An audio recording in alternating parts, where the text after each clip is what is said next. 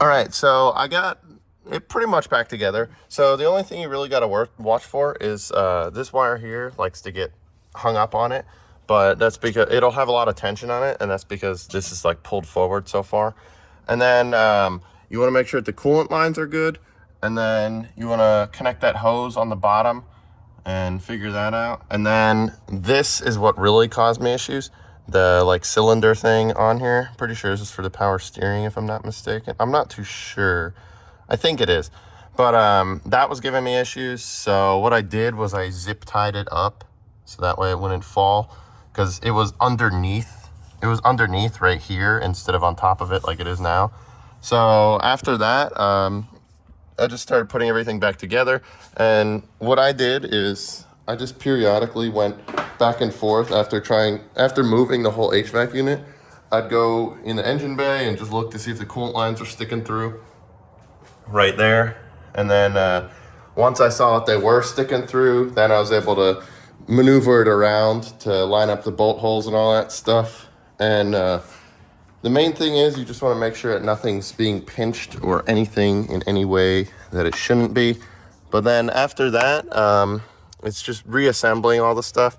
So I'm just putting all the wires and stuff back in their place, you know, clicking everything back together.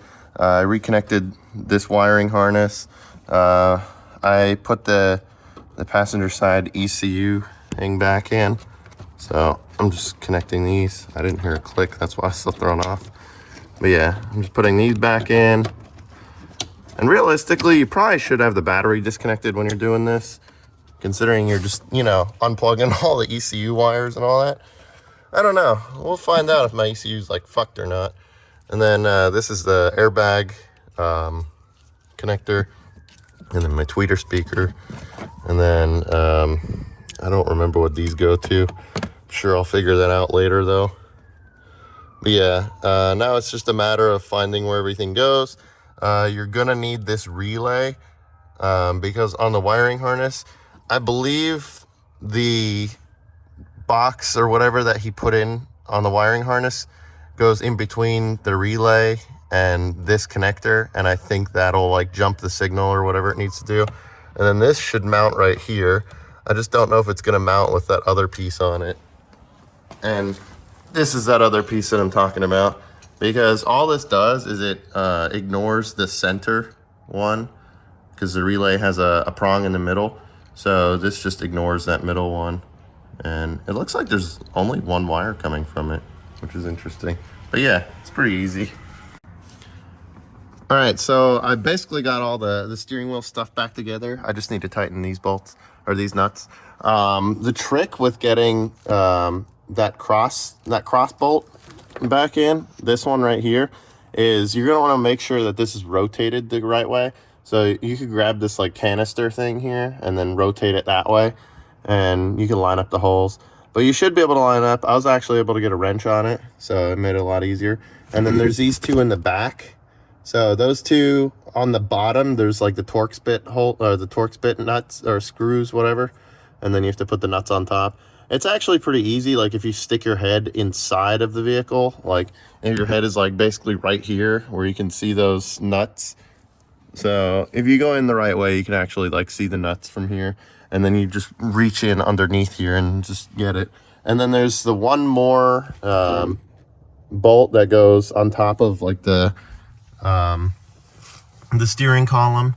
You can see it right there, that one right there. So there's that one. And then basically all you're doing is just verifying that, you know, everything's where it should be. I might have to reroute some of my wires, but we'll see, because I think some of them might have jumped out where I actually originally wanted them. But yeah, after that, it's just a matter of putting everything back together. And then I'm just doing that so that way I could move on to actually doing the climate control stuff. So I'm just reassembling to basically as if I did it the other way that people were doing it. So the other way that people were doing it is they wouldn't even take out the HVAC unit at all. They would just add the servos to the sides of them and all that, and then they would just do it that way. So you can buy the servos for the side of them. So like, you know, like these, the motors, and then there's motors here, and then there's the other one over here as well. So you can buy the motors, and apparently you could just add them onto it. But there is, like, from what I heard, there is a difference between this particular unit and adding them on, like adding them onto the stock one and getting a different one, because I think there's one other motor that you can't mount on these or something. I'm not entirely sure, at least from what I was told.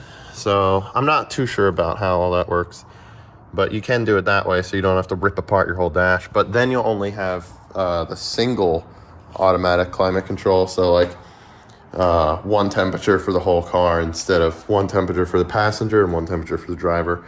And then after that, I'm also going to reconnect my lines here, and then I could top off my coolant, and if I wanted to, I could add more Freon. I'm not going to do that right now, but I am going to reconnect everything. I would highly recommend actually torquing that bolt for the HVAC stuff to the correct torque specs, because it is very small bolt and you could easily break it. So yeah, that's the bolt for it. It's probably like 5 or 10 foot-pounds, probably, yeah, somewhere around there if I had to guess. But I'm just gonna shove those back in there, and then there's like this brace thing that goes over it, and then the bolt goes through that. And then the coolant lines, you know, they just go back on, left to left, right to right, and then you put the clamps back over it, and then it should be pretty good. You definitely want to put those back on before starting your car, because you'll just throw your coolant everywhere. But yeah, I'm gonna get working on that. Another important thing, don't forget this gasket here, by the way. I forgot it, and then I had to just take it apart again. And then all I did was I just pushed in the edges with a flathead, and then I was able to get it seated. And then I'm just gonna reconnect this stuff now. Also, right now is a very good opportune time to add some connectors or some pins to your connector if you want. So I added heated seats to my car, and I had to add some pins to the connectors on the ECU. So see this white wire right here? That's for the, I think it's the driver's side. Yeah, the driver's side fuse tap.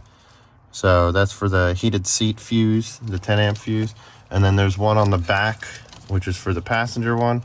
It's gonna be on the bottom connector. And then you can see this red wire. So I'm gonna try and get like a good visual of it. And I made a video on how to do this as well. I just need to edit it, but it's probably gonna come out before this one does.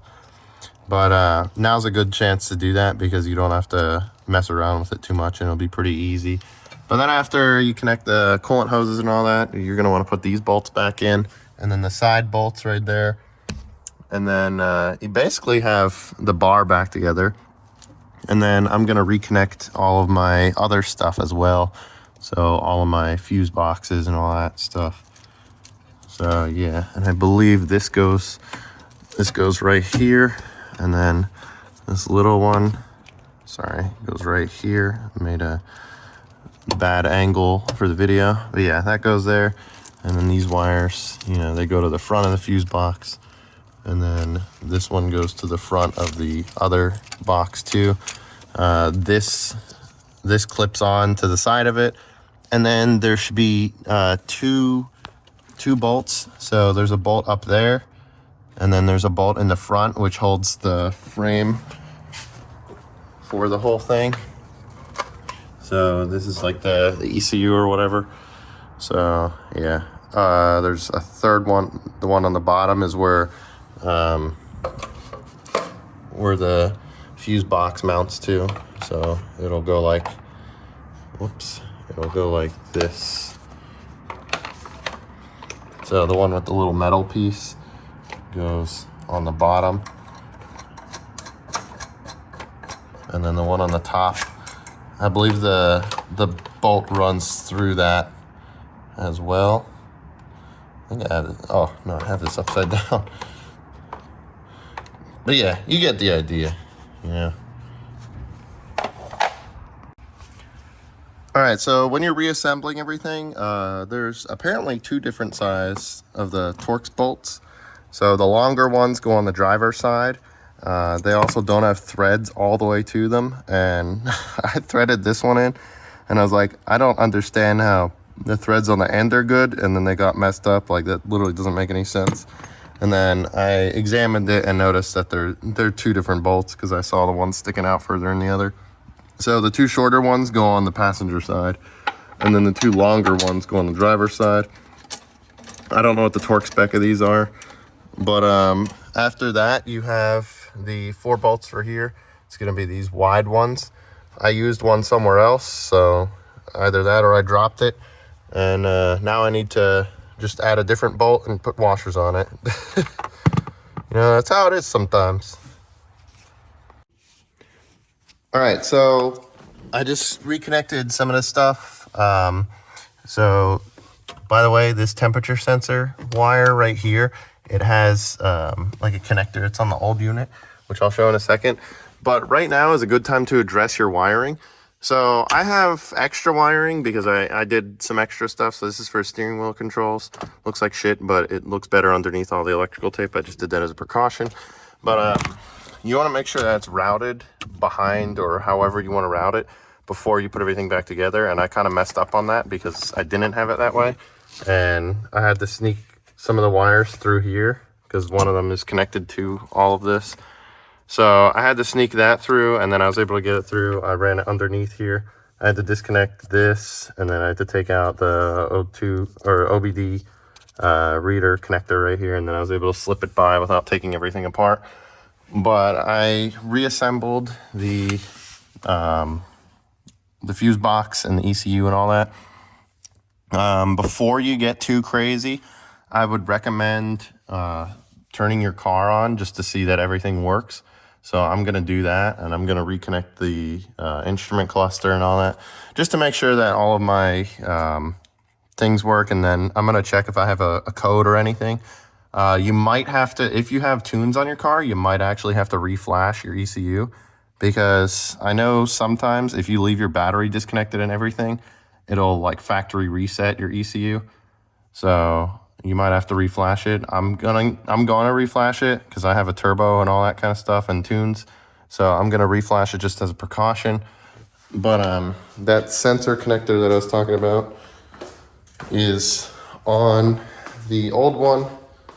So, or not sensor connector, but the bracket thing. So this is where those wires like will mount to. So I'm just gonna take this piece of plastic off, and then I'm gonna take this off and put it on the new one. And then after that, I'm gonna start up my car and see if everything works.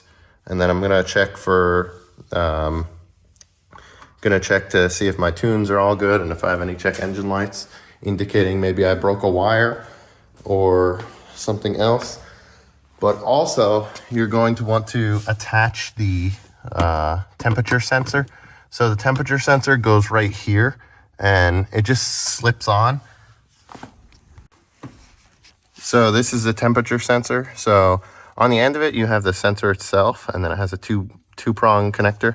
So you can see right here. And then it just goes on this end piece right here. And I don't know where you want to aim it.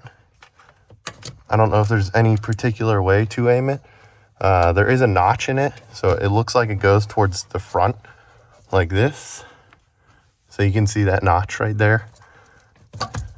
So yeah, it does go towards the front. So you just put that back on like that. I took it off just because I didn't want to damage it. And that connects to a different connector. And then, yeah, I'm gonna see if everything works. So I have an OFT tablet, and I'm just checking to see that my tune is current.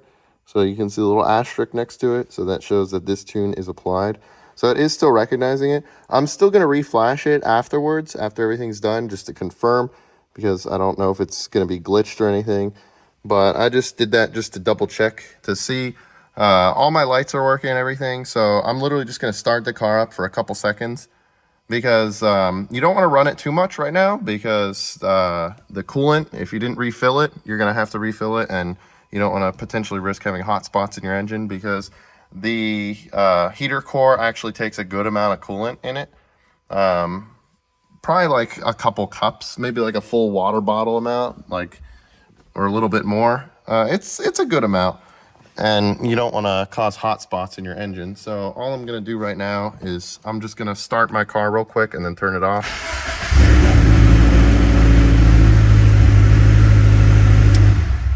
All right, so it still works, so that's a good sign. So now I'm just going to get back to reassembling everything.